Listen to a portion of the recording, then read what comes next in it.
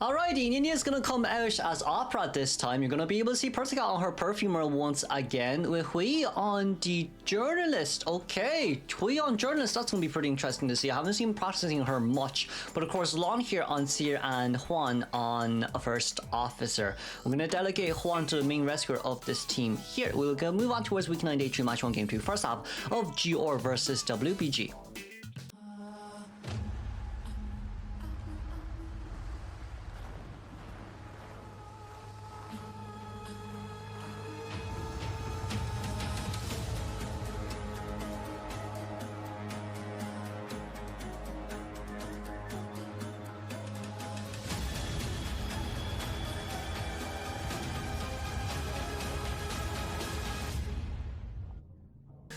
Who are gonna go for first as your Opera? No, your Ivy has been banned, but your Opera is left out here. We did decide to choose out a Journalist as well, just to see if we can go for the counter. But with First Officer here becoming the main chase, I don't really know how to feel about this, as we do get the pallet down. And right now, okay, so the Pocket Watch has been forced. The Pocket Watch has been forced. Controls are still very smooth from Nini here, but even so, what I feel like is... even if we do change targets here, yes, everyone's rotating aside from the one that's at 2-story, but going after Long here, who is playing Seer, also at the same time, it's kind of like, okay, you're gonna put out as much Phantoms down here as possible, but for Lon, it's just a walk around the road. That's not a good dash, a little bit unfortunate, because we could have forced the Owl out there, especially with that Shadow Dance consumed as well. But even so, it's currently 54 seconds in towards the game and we still haven't gotten hit, but at least we found someone and Survivor just started decoding. Charge attack hit was not bad there, but if we walk straight, we probably could have gotten the hit. But a lot of times I see what Nini does is that he's a little bit afraid of the pallets, which, you know what, to be fair, very fair, very fair. That's an understandable fear, because I have that too. Lol. Long, we're gonna be able to get a blink down here, but that's okay. 80 seconds in towards the game. Formal elimination rate is at 26.4%, but it's overall fine if it's at 26.4%. Because like tie game here is still at the highest. We could potentially just sell here because of small bowl.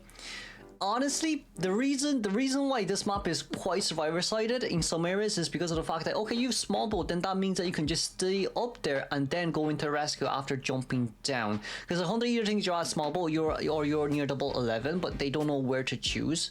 So like, there's just too many things to keep into consideration. Hui here coming in without using any pocket watches, because he has already consumed one. So we probably want to save our last one there for rebound kite. No, not rebound kite, for second kite, or just for second rescue in general. But it seems like you're going to be able to see Perfumer popping off middle of the Cypher machine. Perfumer might become Perfumer is the next one to come into rescue. It's a Tide Turner Perfumer here from Persica. Righty, so as we do get a pick up here from Lon, and with a drop down, more or less in a situation like this, I do think what we need to be more focused on is how we're going to get towards the chair. Persica will be spotted out here immediately. We do have 3 perfumes left on our hands. That's going to be the first tanking hit by the perfume. Oh, it smells like roses today, and the roses we're going to make it out of Opera as we do get a pallet stun there. Persica very happy with herself, and formal elimination rate went up to 35, but I don't think that's going to be the case here if we have another perfume bottle to assist Seer from getting out of the area. But it's also with the fact that Seer has another owl.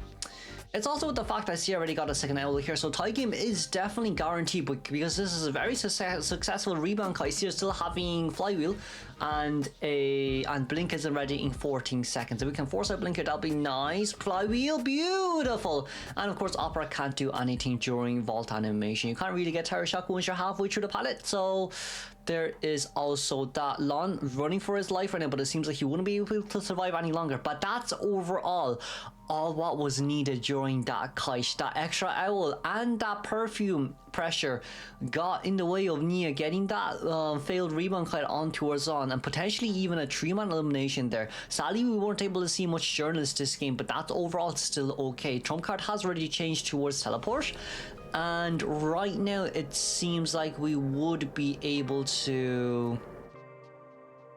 right now it seems like we will not be able to find anyone just yet, as we decide to code an extra Cypher machine. Nia is still looking around. We're still trying to find which survivor is nearby, but In a game of hide and seek, you're always gonna lose against the survivors. We did vault over. I think we got the notification of the vault over there too. And of course, with that in mind, Juanjo, there we go. Down you go, but it's another 60 something odd % cipher machine from Perfumer's hands. Now, you do have journalists who can come in for a long range / no damage rescue if you really want to do so. But I feel like for journalists here, we could potentially, well, we probably would have to keep it on our hands just in case we get found immediately. But if we don't and we can sneak in, let's not use the rescue Orphe just yet. Okay, journalists on her way in. It seems like we're going to hold on towards the camera right now, but I don't think it's necessarily needed to hold on towards the camera. We are, oh no, it's a pallet. Ooh, that's really interesting, because if we hit it, it hits little Orphe. Oh damn, that's really good. As we get the cipher machine pop over there immediately as well. Pocket watch will be consumed. We might be changing targets here, which is fine, but as Lance first officer runs straight towards the other exit gate, that's all what it matters. As Hui here is looking around, and right now we're trying to buy as much time as possible. It is a little bit of a lesser pallet here, shorter pallet here to play around, but seems like we're going to be able to get the hit down here anyways. Juan deciding to leave his cipher machine, and Perfumer might need to come out here a little bit more, because Perfumer needs to be the one that comes in the rescue. Juan has to be a tiny bit more careful here of what he does. And during this time as well, it seems like we're going to go out to look for the first officer, but also at the same time, that's going to be teleportation straight towards the other gate. Perfumer is already at the other gate, and I do think first officer can just force open the cipher machine, well, the exit gate here himself. We are still pretty careful. I think we're afraid of Shadow dancing back, but that's, Nini didn't really do that, so we might be able to sneak our way through to the gate, or this might end up as a 3-man elimination. This might end up, okay, this is ending up as a 3-man elimination. Ooh, Juan is running towards Opera here to give Tinnitus as much as possible. Debate Opera thinking that he's actually in the beach. No, not in the beach, in the boat. But it doesn't matter here, because this will be a 3-man elimination here for Opera. A little bit unfortunate from WBG Survivor side, but endgame wasn't the best there. Let's move on.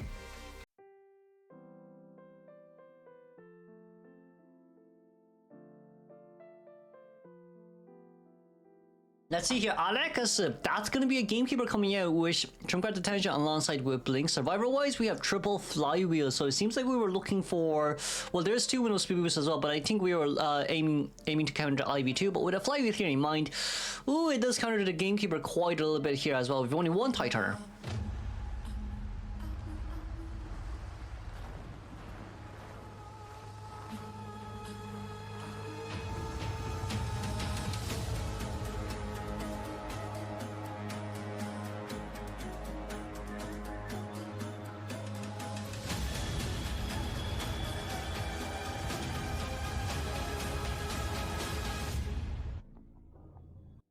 Now then, Alex, who are we gonna go for first? As we do make our way up here, locking small boat, but it seems like Exium is already on his way out towards the big windmill at Cornfields.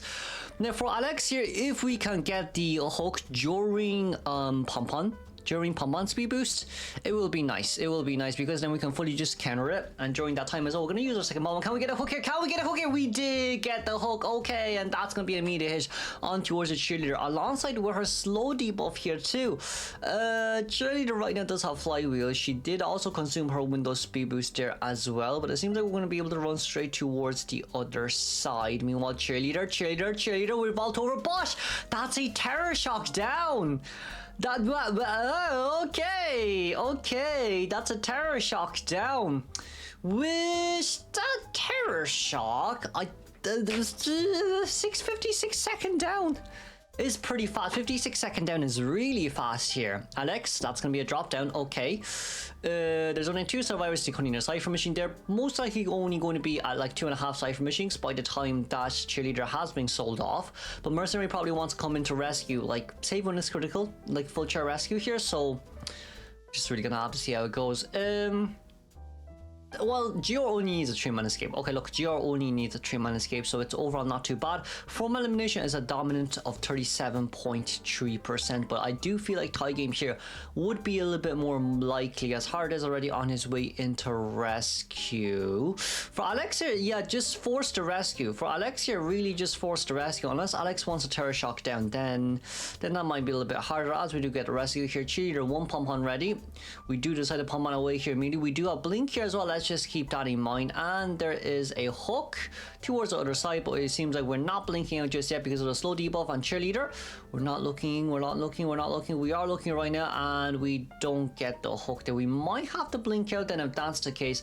Just have to be a little bit more careful here at Flywheel, but it seems like we're going to consume it instead, and that's going to be a hit down. As I was saying as well, 2's on 35% Cypher Machine. They're about to get 50% done. Well, they do have 50% done. But it's still a relatively good tie game for them.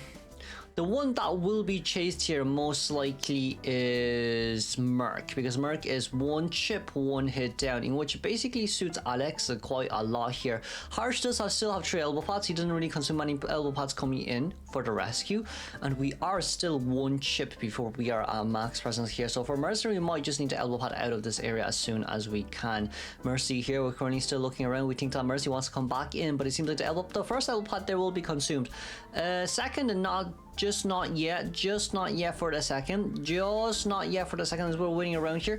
We're not going to vault over there just yet as well. That's going to be a second elbow pad. We're going to get a hook right over the window, and that's going to be a hit down. I thought that was a Terror Shock, but thankfully it wasn't, since we're going to buy a little bit more time here for the 80% Cypher Machine to be done from Acrobat's hands. Now then, it's going to be a little bit harder this time if that's the case, because not only is Acrobat coming in late, Psychologist also needs to go look for another Cypher Machine, and it seems like the 3 closest Cypher Machine is Small Bolt near the corner of where Mercenary is chaired, and Ash Middle. So this is currently absolutely horrible. Alex could definitely get a 4-man elimination here if the Survivor gives a lot of opportunities, and we do see AK here as well. That's a really nice pallet stump, and it seems like Ata might be on his way to rescue, or he might just start decoding. He is going to start decoding here instead. We just want to force the Psycho out of the Cypher Machine. That's all what is necessary here. That's going to be the hook over, and with the hook over, a second hook is going to come in through. And now, can we get a speed debuff? We did get a slow debuff there. Another one, collision, no collision there. That's a hook, that's a hit, and it seems like Merc will be rescued there. So Alex is going to go for the full map control game here, but Atsa might not know. Okay, he does know that there is a trap there, but Merc is currently getting healed, so even if you want to get Merc down, that might be just a little bit harder. Atsa having to continue for a little bit longer. Preferably speaking here, the longer the better. The longer the better, my friends. That's a hook down, and we're decoding a completely new Cypher Machine. Mercenary did get an extra elbow pad, but who's going to be the one that comes in the rescue is now the good question. It seems like it's going to be Mercenary, as he is going to come in from the side. Okay, we're going to take a really long detour here as we do lock up the Exegate Ash Big Bush. Overall, for now, if we can find Mercenary, it'll be great for multiple reasons. You can hook him and then get him hit down, or even just teleport towards the chair once you do that. But of course, for Psycho here, having no chance of rebound kiting, 3-man elimination is guaranteed. 4-man elimination here is still very high. We do get Tinnitus though. Do we see Merc? I think we do see Merc. Okay, we do see Merc. Merc, elbow pad through. Merc! Oh, we didn't get the hit just yet. We missed a very nice bait there from Harsh. But might not matter here as much as one might think. We're going to try to get a hit on Psycho. Psycho, we hit! Okay, that hit the Psycho. Go for Merc! Go for Merc! Go for Merc! Go for Merc! Go! Never mind, don't go for Merc. Okay. Harsh had a sigh of relief. Hart had a huge sigh of relief. Right now for GR, they only need a 1-man escape. That's all what they need. They need a 1-man escape to die this. Sadly, they can't win this game, but 1-man escape overall isn't too bad. But if we could have gotten a tie here, the points would have been pulled back immediately. But I guess for next game, they're gonna have to try aim for that 3-man escape or that 3-man elimination game just for them to go on towards extra round. But for Hart right now, having no items remaining on his hands, it seems like the inevitable will come, and this is the same area where First Officer has downed as well. Now then, that's going to be trapped straight over towards the other side. That's going to be a media hook refresh, and it will be good night to you, Hart. As one chip, one hit, we're going to move on straight towards game 3.